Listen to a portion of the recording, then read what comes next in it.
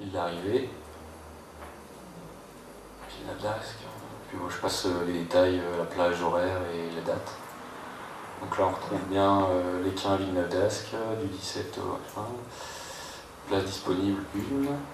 Donc on clique dessus, donc on arrive sur le détail du trajet, donc on retrouve bien les informations, le départ de 8 h, la ville de départ, le lieu de rendez-vous, la ville d'arrivée, etc., etc. Et ensuite ici on voit donc les dates proposées pour le trajet. Donc ici on a cliqué sur le trajet du 17, donc il est précoché. Et on peut aussi choisir 18 décembre, 19 décembre. Donc voilà. Ici on peut aussi contacter le membre, ce qui semble important je pense pour le premier contact, quoi. Ensuite on voit aussi les différentes évaluations que pourra avoir le membre. Là dans l'immédiat il n'y a rien. Et en fait à chaque fin de trajet, les membres ont la possibilité d'apprécier le trajet et donc de laisser un commentaire un peu comme sur eBay, quoi. Je ne sais pas si vous avez déjà fait. Donc voilà. Donc ici je vais faire en route. Donc là c'est parti, je vais covoiturer avec démo 1. Donc là ici on a une confirmation, est-ce qu'on est sûr? Oui. Je confirme. Donc là on a un petit message. Et on voit ici, si vous souhaitez participer au retour, afficher les informations concernant le retour. Donc là on a directement accès au retour, et de la même façon, on peut cocher toutes les cases ou prendre le jour qui nous intéresse tout simplement. Et donc là on va faire en route. Et là nous sommes donc partis pour covoiturer. La personne connectée retrouve donc ses infos, c'est-à-dire il peut mettre à jour son profil tout simplement, et même ajouter une petite image, c'est plus fun. Donc cette image on la retrouvera ici.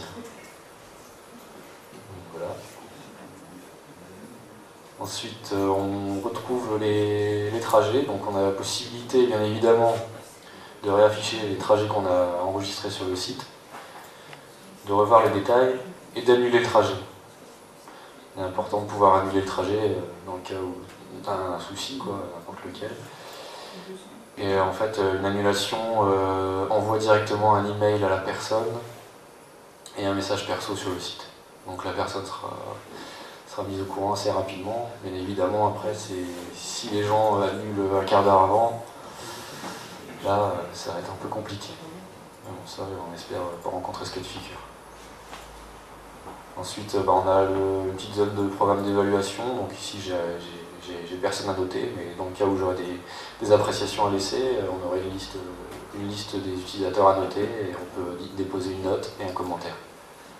Donc ici, c'est la boîte perso, donc on retrouve les messages et les appréciations qu'on nous a laissées. Donc en l'occurrence, c'est vide pour l'instant. Donc voilà. Présentation rapide.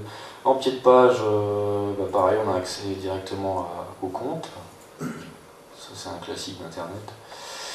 On a aussi un formulaire de contact qui permet de nous joindre pour différentes questions. Une question à poser, toute bête, un problème sur un covoiturage, une erreur sur le site Internet, on n'est pas à l'abri, une idée à soumettre. D'ailleurs, j'ai déjà eu une idée aujourd'hui par notre deuxième adhérente, déjà sur le site. Donc, voilà, j'ai répondu à sa demande tout de suite. Et bien évidemment, on retrouve la charte d'utilisation. Donc ça, on va pas la lire.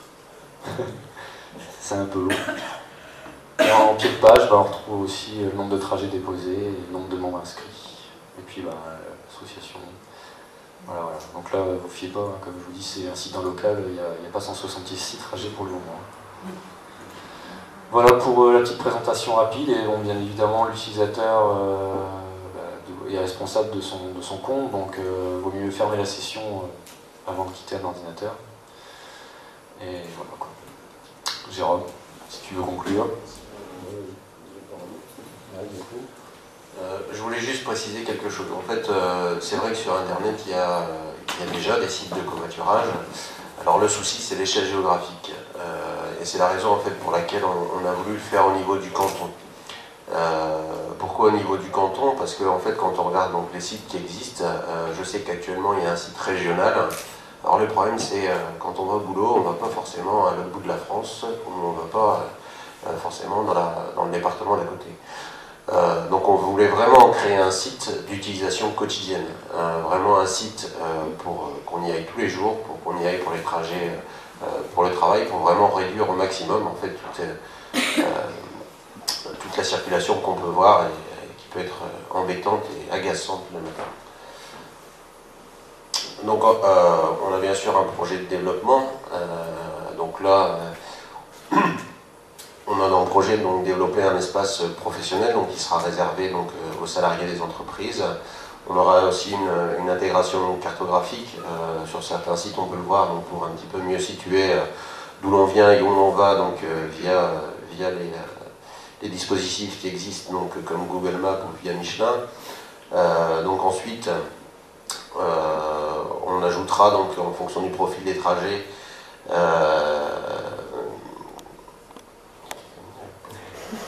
je vais le laisser finir parce que c'est lui qui a fait cette page et je pense que ce sera mieux. Et en fait, le troisième point, c'est plus dans le sens où une espèce de favori en fait. Si une personne propose un service de covoiturage, que ça soit préenregistré en fait. Parce que forcément, on va mettre un lieu de départ, ça sera souvent le même. Parce que souvent c'est sa commune, donc le troisième point c'est ça en fait, c'est un favori quoi. En gros, c'est revenir sur le site et que tout soit à moitié pré-rempli. Donc voilà. Ensuite, quatrième point, l'adhérent recevra des alertes mail sur les trajets susceptibles de l'intéresser.